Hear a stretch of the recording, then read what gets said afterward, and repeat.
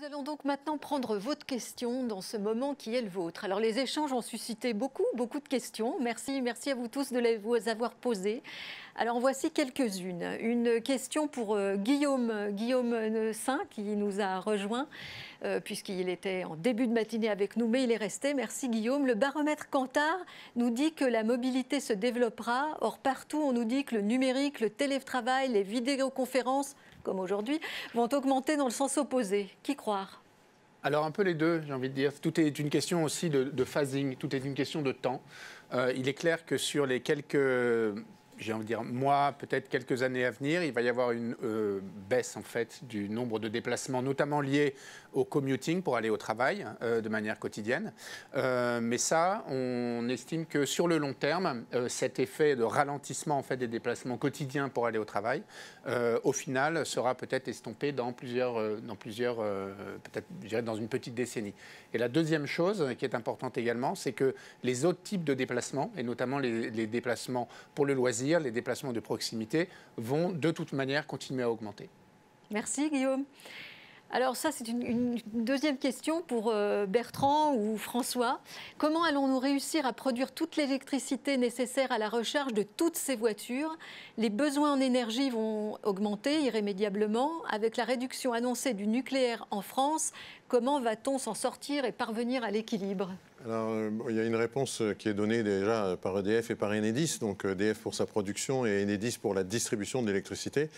Ils disent qu'ils n'ont pas de problème pour satisfaire la demande de l'électricité, et notamment parce que, à terme, on va stocker de l'électricité, alors stocker de l'électricité renouvelable, probablement au travers des batteries. Donc c'est tout le phénomène qu'on appelle le smart grid, dans lequel les véhicules électriques branchent leur batterie sur le réseau, à la fois pour prendre de l'électricité et éventuellement pour la restituer au moment où il y a une demande de charge plus importante. Arnaud n'a pas mentionné tout à l'heure, mais en plus de toutes les voitures qu'il a essayées, il a sur son parking à peu près tout ce qui se fait sur le marché comme borne de recharge. Vous avez tout testé et vous avez, mais je peux peut-être vous laisser expliquer comment ça marche, un système d'optimisation des recharges. Oui, effectivement. Bon, à part le fait, comme nous sommes une société, un éditeur de logiciels, nous avons développé ce qu'on appelle un optimizer pour optimiser le flux d'électricité. C'est-à-dire nous sommes absolument capables de réduire la recharge d'une borne à tout moment en fonction de plusieurs critères. Le prix de l'électricité et également la charge dans le réseau. Yeah. Je peux donner des explications plus détaillées, mais ça aurait peut-être ici un peu trop loin. Donc le smart grid, ça consiste à ça, c'est-à-dire qu'on mutualise l'ensemble des productions et des consommations d'électricité de telle manière qu'il n'y ait pas besoin d'avoir des pics très importants de production. Et donc, si on écoute EDF, donc ils sont les spécialistes, eux disent qu'ils n'auront pas de difficultés dans les perspectives de développement actuelles. Oui, peut-être il faut également mentionner un point. Les gens ici, la question parle d'une augmentation de l'énergie. En réalité, c'est faux. On n'a pas besoin de plus d'énergie. On a besoin moins d'énergie. On a besoin de plus d'électricité. Énergie, on baisse. Yeah? On baisse considérablement parce qu'on a moins d'importation du pétrole et moins de l'essence. C'est-à-dire qu'il faut bien distinguer la partie énergie, la partie électricité. Et la partie qui monte d'électricité est largement inférieure à la partie qui baisse du point de vue énergie. D'accord. Merci Arnaud. Alors, une question que François, vous avez un petit peu abordée tout à l'heure en lançant un message. Êtes-vous certain que l'électricité pour recharger les véhicules électriques ne sera jamais taxée au même niveau que les carburants fossiles ? Effectivement, si on a besoin d'argent... Je suis certain du contraire. Je pense que l'électricité, à un moment donné, forcément aura un niveau de taxation qui va légèrement augmenter.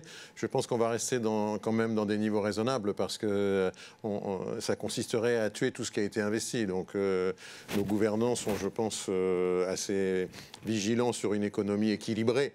Et donc c'est certes une inquiétude qu'il faut surveiller, mais il y aura un impact sur le coût de l'électricité, c'est probable. Au-delà des taxes, il y a les aides gouvernementales qui facilitent l'émergence du marché, qui vont aussi probablement s'évaporer petit à petit quand le marché sera installé. Alors, des aides, il y en avait autrefois sur le diesel. Bon, aujourd'hui, il est banni, mais est-ce qu'il faut vraiment le bannir définitivement des politiques des entreprises? Alors, il y a des pratiques, des conseils différents. C'est une question pour vous, Cyril. Pour moi, l'important, c'est l'usage. Quel va être l'usage du véhicule du collaborateur dans une carte policier? François le disait très justement, quand on a un collaborateur, et il y a des entreprises qui ont des collaborateurs qui roulent encore énormément, poussés jusqu'à 90 000 km par an. Aujourd'hui, économiquement et en termes d'usage, le diesel est encore ce qui correspond le mieux pour cette entreprise-là. Donc évidemment, ça correspond à cet usage.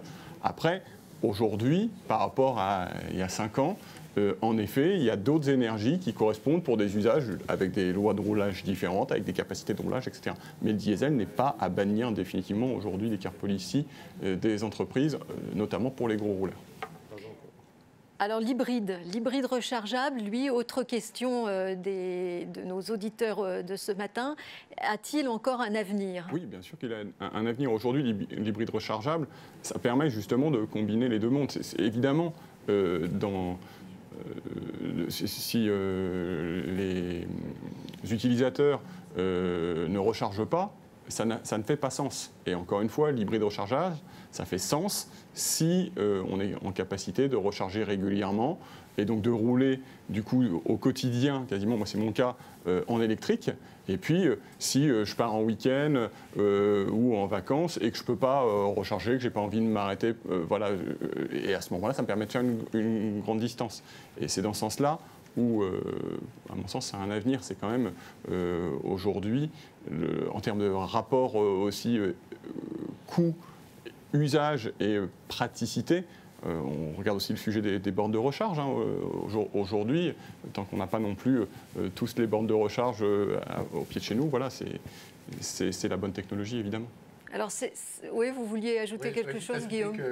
Par ailleurs, il va y avoir en fait, et il y a beaucoup de villes qui sont parties dans cette direction-là, il va y avoir des zones de centre-ville qui vont être aussi uniquement dédiées à la pratique automobile électrique. Et alors, on est peut-être un peu dans l'utopie, mais je crois avoir vu qu'il y avait des technologies qui étaient en train d'être développées pour pouvoir automatiquement switcher le moteur sur de l'électrique à partir du moment où on rentre dans une zone délimitée. Alors c'est encore un peu utopique. Ah, ça se ferait automatiquement? Ça se fait aujourd'hui, vous avez un voyant, sur nos véhicules PSA, vous avez un voyant quand vous êtes en mode électrique uniquement. De l'extérieur, on voit que vous êtes en électrique, donc ce qui vous permet de rentrer dans une zone, une ZEV, en mode électrique uniquement et de rouler dans le centre. Ça s'entend. Exactement, et ça s'entend. Évidemment. Et du coup, ce genre de technologie va permettre en fait de lutter contre le fait d'utiliser uniquement la partie thermique, comme vous en parliez tout à l'heure, Arnaud, dans le sens où là, ce sera de toute façon obligatoire et ce sera plus ou moins systématique.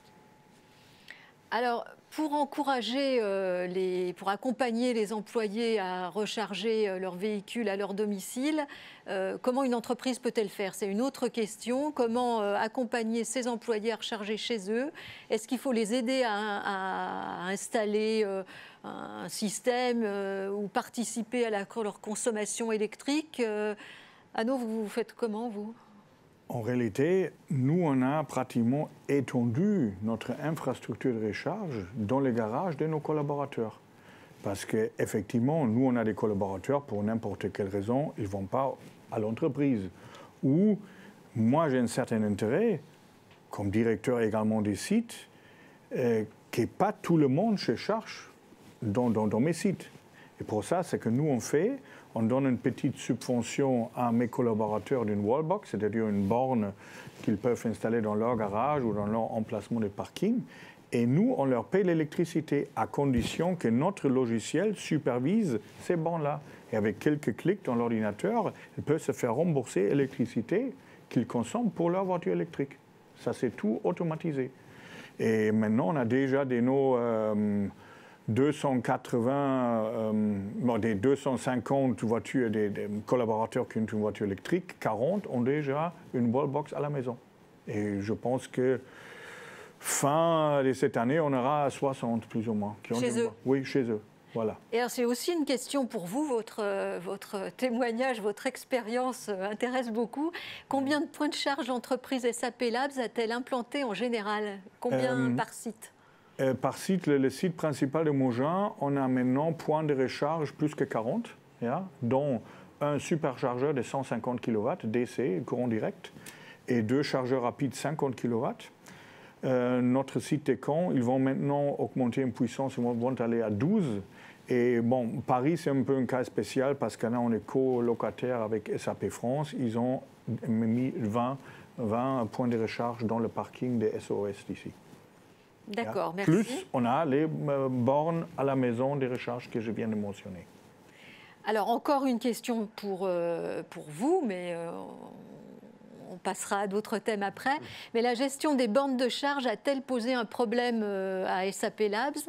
Alors, la personne qui a posé cette question dit qu'elle pense à la puissance instantanée qui est disponible sur un site qui n'est peut-être pas équipé au départ pour ça. Non, c'est une question absolument valable et valide. Absolument une question. Alors, vous y répondez quoi? Nous, formellement, si moi, je mets les contrats sur la table, le contrat EDF, et si je mets de l'autre côté mon parc de recharge des bornes, on surcharge les réseaux, clairement. Comment on règle cette différence? Avec notre logiciel. C'est-à-dire notre logiciel va directement réagir quand certains seuils sont vraiment atteints. Et également, on prend en compte notre production solaire qu'on a sur le toit. C'est-à-dire, si on a beaucoup de soleil, on laisse un peu plus. Si on n'a pas de soleil, on limite plus la recharge. Et dynamiquement, la puissance, c'est-à-dire le kilowatt instantané, sera réduit. C'est ça qu'on fait. C'est comme ça on résout ce problème-là. Et ces logiciels, vous les avez développés à la suite de... C'est un logiciel qui a vu son jour pratiquement. C'est pratiquement un effet... c'est un effet collatéral positif. Ouais. Effectivement, au début... C'est-à-dire notre point de voiture électrique, ça a suivi un propos philanthropique, si vous voulez. Mais en contrepartie, après quelques années, on a quand même vu que ça nous a ouvert d'autres portes de business pour demain. En développant des autres logiciels, on contrôle exactement ça. Alors, autre question, cette fois sur l'hydrogène. Dans quelle mesure l'hydrogène pourrait venir impacter cette adoption de l'électrique ? Alors, je veux bien tenter une réponse, on va dire, parce qu'en fait, l'hydrogène, ça reste un véhicule électrique. C'est-à-dire que le moteur de véhicule hydrogène, c'est un moteur électrique. C'est juste la production d'électricité qui est assurée par une pile à combustible via une catalyse, mais ça reste un véhicule électrique. Donc c'est pour ça que le véhicule électrique reste l'avenir. Après, entre la batterie et la pile à combustible, c'est là où effectivement il peut y avoir une transition technologique qui ne durera pas le temps qu'a duré le moteur thermique, c'est-à-dire une centaine d'années. Probablement le véhicule, la batterie en fait en production d'électricité pourra être remplacée par une pile à combustible. C'est le cas d'ailleurs des annonces qui ont été faites dans les camions, puisqu'il y a des camions à hydrogène avec pile à combustible qui vont être mis sur le marché courant 2021 aujourd'hui. Alors, comme on parle de vertueux ou pas vertueux, il faut avoir en l'esprit que pour l'instant l'hydrogène est majoritairement carboné, c'est-à-dire que pour la production d'hydrogène, elle est faite avec du méthane. Et donc, ce n'est pas encore de l'hydrogène purement vert. Mais quand on regarde vers l'avenir, quand on aura de l'hydrogène qui sera issu de l'énergie renouvelable, et qui sera donc de l'hydrogène vert, ce que vient de dire Bertrand prendra tout son sens. Alors, autre question, nous avons beaucoup de questions, merci. La conversion des véhicules thermiques en électrique présente-t-il un intérêt pour les gestionnaires de flotte? N'est-ce pas un moyen pragmatique de faire une transition plus rapide vers l'électrique pour migrer le parc avec un budget raisonnable? Alors moi j'ai un peu étudié le sujet du rétrofit. Il y a une dizaine d'entreprises aujourd'hui qui sont en train de travailler sur ce sujet. Ils sont principalement encore à la phase d'homologation de leurs véhicules. Donc c'est une réponse pour le futur. Oui, probablement. Certains se spécialisent dans un ou deux modèles parce que ça coûte cher de faire homologuer un véhicule. Donc, ils se spécialiseront dans quelques modèles de grande diffusion pour rétrofiter en électrique des modèles anciens. Je ne parle pas du rétrofit des voitures de collection, par exemple, qui est vraiment une niche tout à fait à part, dans lesquelles certains sont installés, mais ce n'est pas la question. Mais dans les flottes, oui, probablement, une fois que le processus industriel aura significativement abaissé les coûts, certains parlent de 20 000 euros aujourd'hui la transformation, mais d'autres visent des prix à 5 000 6 000 euros la transformation, voire éventuellement 2 rétrofits, parce qu'un véhicule électrique, finalement, il s'use beaucoup moins, donc il pourrait y avoir 2 rétrofits successifs. C'est probablement une piste très intéressante, disons, dans les 5 à 10 années qui viennent. On va prendre les dernières questions. Qu'en est-il du recyclage des batteries des véhicules électriques en fin de vie? Vous avez beaucoup parlé de production et d'usage, mais il manque la fin de vie. Qui se lance? Alors c'est vrai, d'ailleurs c'est le problème de l'ensemble de la filière automobile, cette partie de recyclage sur laquelle elle travaille énormément. Sur la batterie, il reste à construire une filière batterie d'abord européenne, comme le plan batterie, l'Airbus de la batterie est en construction, en y incluant effectivement cette partie recyclage. Je pense que les évolutions technologiques qu'on a évoquées tout à l'heure aussi sur l'évolution de la batterie, notamment en solide air, amènera on va dire une capacité à retraiter ces batteries beaucoup plus aisée. C'est rassurant. Alors, dernière question, puisqu'on arrive presque au terme de cette passionnante matinée. François nous donnera le mot de la fin tout à l'heure. Mais dernière question, la recharge des batteries en 30 secondes, est-ce un rêve ou une réalité? Quel serait l'impact sur les ventes de véhicules d'entreprise? Cyril? Aujourd'hui, je ne sais pas quel serait le coût quelque part pour pouvoir, encore une fois, permettre de recharger en 30 secondes. Aujourd'hui, pour ce qui me concerne, par exemple, sur les véhicules purs électriques, on a des batteries qui permettent de recharger 80% en 30 minutes avec une charge rapide. Et en termes d'usage, finalement, ça peut correspondre. Donc après, on est toujours quand même sur le rapport de jusqu'où la technologie peut aller, d'un côté, et quel coût, pour quelle valeur et quel bénéfice client. Et je pense, un peu tout à l'heure, François parlait de la voiture autonome, on est un petit peu dans ces rapports-là, à un moment ou à un autre, à quel niveau, voilà, c'est quoi le bon pivot. En termes d'usage, il y a toujours à équilibrer le temps de recharge avec l'autonomie. Et c'est cette balance-là qui est en train d'être étudiée de plus en plus. Mais je ne pense pas que dans les évolutions de batterie, aujourd'hui, on en arrive à l'équivalent à la fois de l'autonomie et du temps de recharge, enfin du temps de faire le plein d'un véhicule thermique. Mais pour faire le lien avec la question d'avant, quand on aura l'hydrogène, la recharge en gros d'un plein d'hydrogène, ça fait à peu près le même temps que la recharge d'un plein d'essence ou de gasoil. Et donc on ne sera peut-être pas en 30 secondes, mais enfin c'est l'ordre de grandeur. Merci beaucoup de toutes ces questions. Nous allons passer à la toute dernière partie, la conclusion de cette belle matinée. Et c'est François Piot, bien sûr, qui va nous la donner.